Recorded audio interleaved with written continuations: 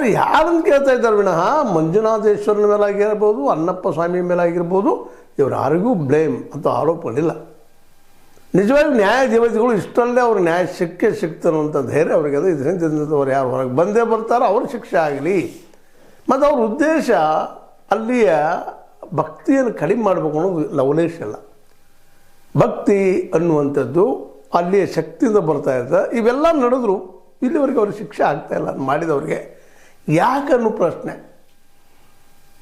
ಇದಕ್ಕಾಗಿ ಇವತ್ತು ಈ 6 ಜನ ಇರ್ಬೋದು, 100 ಜನ ಇರ್ಬೋದು, ಇವತ್ತು 1000 ಜನ ಆಗ್ತಾಯಿದ್ದಾರೆ, ಲಕ್ಷಾಂತರ ಜನ ಆಗ್ತಾಯಿದ್ದಾರೆ. ಇವರು ಯಾರು ಇದರ ಹಿಂದಿದ್ದವ್ರು ಯಾರು ಅಷ್ಟೇ ಪ್ರಶ್ನೆ ಅವ್ರಿಗೆ. ಇಲ್ಲಿ ಹೆಗ್ಗಡೆ ಅವ್ರನ್ನ ಟೀಕೆ ಮಾಡೋದಾಗಲಿ, ಹೆಗ್ಗಡೆಯವರ ಕಾರಣ ಅನ್ನೋದಾಗಲಿ, ಮತ್ತೇನೂ ಆಗಲಿ ಅಲ್ಲ.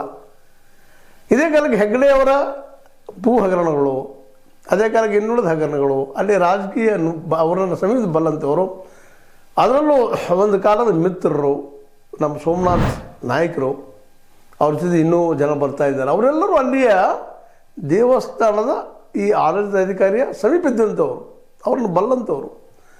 ಅದರಲ್ಲೂ ಭೂಮಿಯನ್ನು ನುಂಗಿದವರು ಇವರಪ್ಪ ಅನ್ನೋದು ಅವ್ರು ಸಾಕ್ಷಿ ಸಮೇತ ಇವತ್ತು ಹೇಳ್ತಾ ಇದ್ದಾರೆ.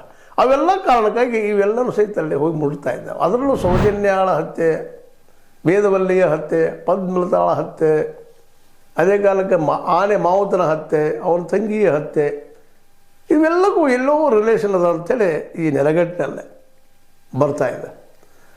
ಆರಂಭದಲ್ಲಿ ನಮ್ಮ ಚಿನ್ನಯ್ಯ ಭೀಮ್ ಆದಾಗ ತನಗನಿಸಿದ ಸತ್ಯಗಳನ್ನು ನಿರ್ಮಲಾನಂದ ಸ್ವಾಮೀಜಿಯವ್ರ ಮುಂದೆ ಹೇಳಿದಾನೆ. ಇವತ್ತು ಅವು ಎಲ್ಲ ಇವತ್ತು ಎವಿಡೆನ್ಸ್ಗಳು ಸಿಗ್ತಾ ಇದ್ದಾವೆ.